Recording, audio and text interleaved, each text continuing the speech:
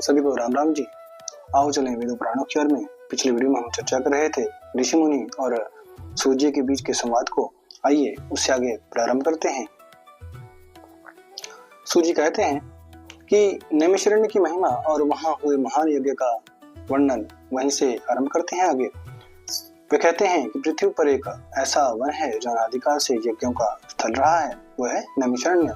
मैंने special video उसका बनाया था और उसको देख सकते हैं आप, जो धर्म, योग और ब्रह्मा की साधना का प्रतीक है। वहीं पर महर्षि शौनक ने कई वर्षों तक चलने वाला एक विशाल यज्ञ किया था, जिसमें अनेक ब्रह्म ऋषि, मुनि और तपस्वी एकत्रित हुए थे।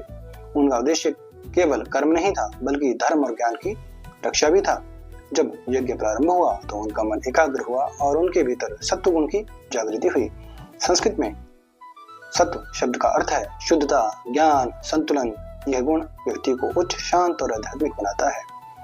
इसी पवित्र भाव से उन्होंने सूर्य जी के पास जाकर विनम्रता से निवेदन किया कि कृपया हमें वह ज्ञान सुनाइए जो ब्रह्मा जी ने आपसे कहा था। हमें बताइए कि सृष्टि की रचना कैसे हुई और पुराणों का जन्म किस प्रकार हुआ।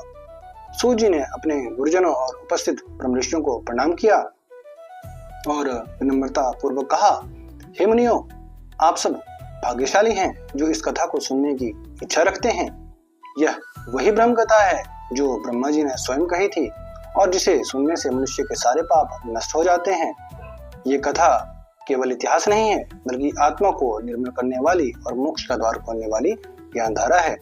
सूर्य जी के इन वचनों से स्पष्ट होता है कि पुराण केवल कथाएं नहीं, वे वेदों का सार और जीवन का विज्ञान है, जो धर्म, नीति और भक्ति एवं मोक्ष का मार्ग भी बताते हैं।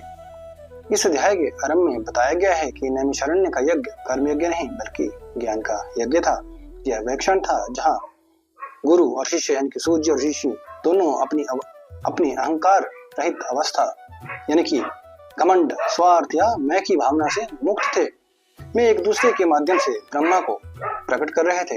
यह संवाद केवल प्रश्न और उत्तर का नहीं, बल्कि सुनने का और विचार करने का और अनुभूति का मिलन था, जहाँ सुनना भी एक साधना बन गया। तो ऐसे ही वीडियो एवं जानकारी के लिए मेरे साथ जुड़े रहें। तब तक के लिए जय श्री राम।